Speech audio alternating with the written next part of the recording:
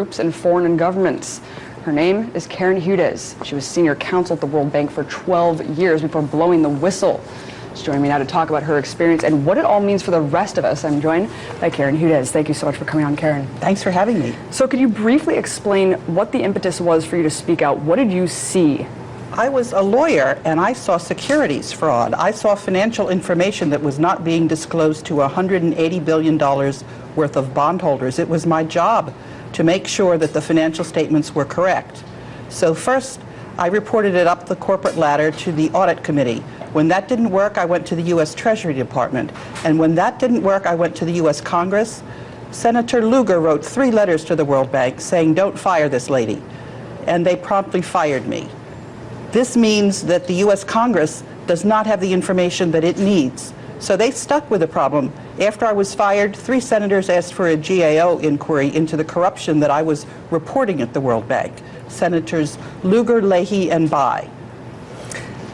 Walk us through what exactly, where was this money being laundered, to whom?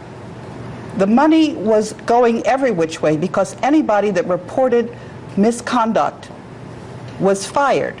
So in one case, the borrowers were being overcharged.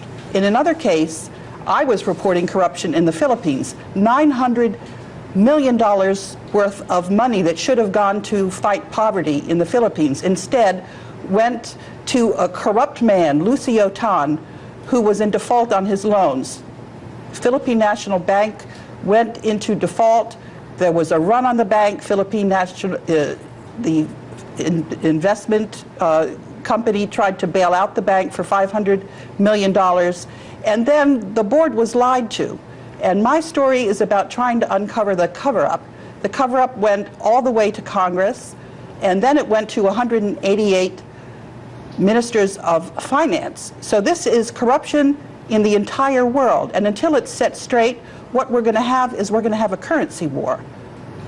So you think that this was just a microcosm of what's happening across the entire institution? You just saw one aspect of this kind of laundering. It wasn't just me. There's a group of World Bank whistleblowers. There's one of us from the United Kingdom. There's one of us from Mexico. There's one of us from India. There's one of us from Ethiopia. And we're all reporting the same thing, corruption from top to bottom of that institution. The money's going every which way, but where it needs to go to fight poverty. And so you said that you were kind of stifled. You went to the government and then you had a couple senators on your side, congresspeople. What of the corporate press? You said that you continuously tried to go to them with the story to cover it, and you were shunned as well. Absolutely, and the reason why I found out, it's because the corporate press is owned by one mega conglomerate. All of the financial institutions in the world, just about, are part of this scheme to rip off everybody, every single citizen on this planet. That's what I'm talking about. And it's not just my idea. There was a very accurate report on this from the Federal Institute of Technology in Zurich, Switzerland. 3 mathematicians looked at accurate corporate data on 43,000 transnational companies, and they reported that through very clever interlocking corporate directors, these groups managed to grab 10 times the power than they otherwise had in their finances. So they own 40% of the assets of all of the companies traded on the capital markets of the world, and they own 60% of the earnings for every year.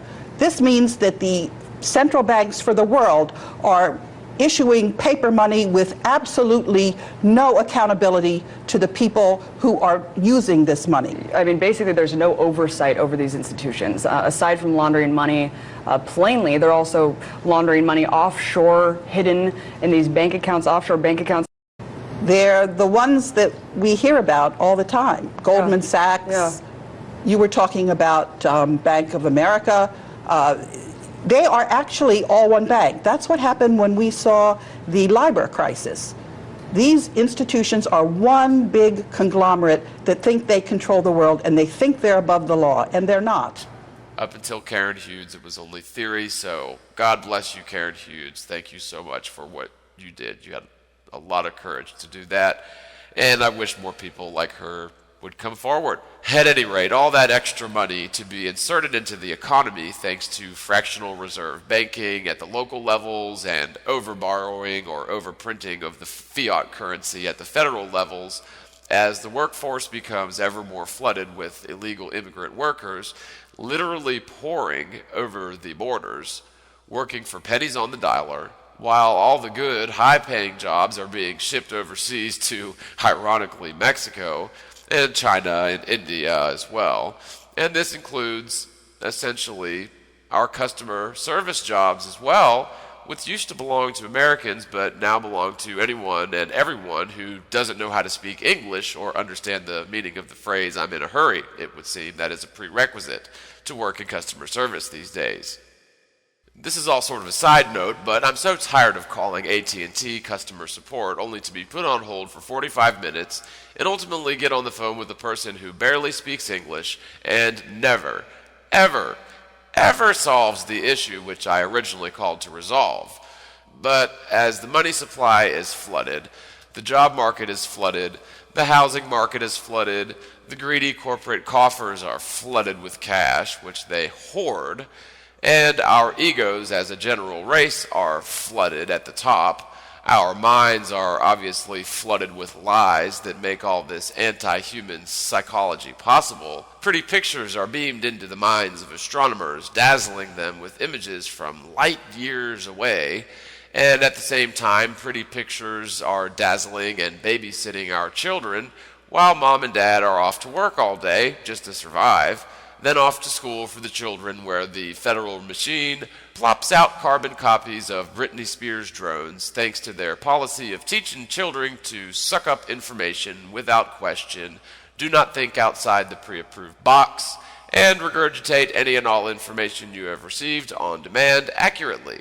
We've all been pre-programmed for consumerism and obedience since our very formative years. All the while, the true hidden powers of the world are dismantling the American economies and our constitutional rights, as well as dismantling physically the mountain ranges, like the beautiful, magical Blue Ridge Mountains, another terrible tragedy that needs to see some huge outcry from the quote-unquote green movement, which I submit was also subverted and co-opted by the quote globalists, just like any and all other righteous grassroots movements in our well-monitored, tightly controlled society, all the while having the weather-predicting ground-based radar technology and the weather-predicting pontificates of science and religion, Al Gore notwithstanding, tell us that we need to worry about things like global warming, cow farts affecting the atmosphere as Al Gore tools around in his private jet,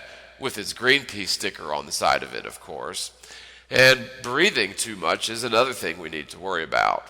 One thing I think a lot of people fail to remember is that, yes, we breathe out carbon dioxide, yet plants breathe in carbon dioxide, and therefore there is a symbiosis or a natural balance kept to the world as long as we keep enough plants around, which seems to me we're just destroying as much tropical rainforest as possible, as quickly as possible, which makes no sense whatsoever.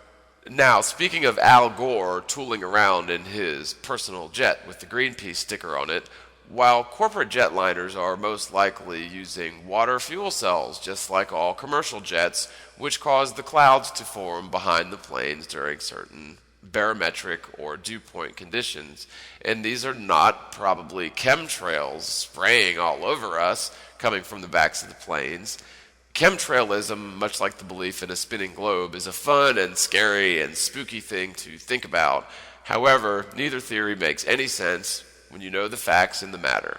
So like Tom Ogle or Stan Meyer or the Winnipeg carburetor are all search terms that you can kind of look up and have been known to run internal combustion engines on nothing more than water. And it makes a lot of sense that the clouds coming from the backs of jet planes are simply that, clouds, and are not chemtrails spraying all over everybody.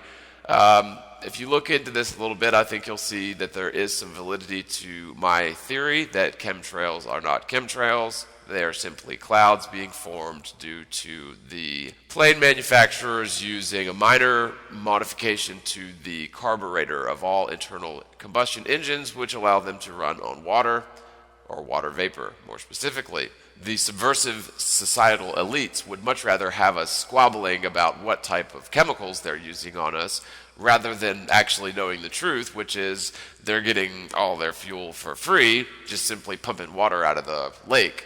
And all these expensive flights we've been paying for all these years are unwarranted, especially when you consider most airliner corporations were subsidized by tax dollars and so therefore should be the property of the people. But I digress yet again.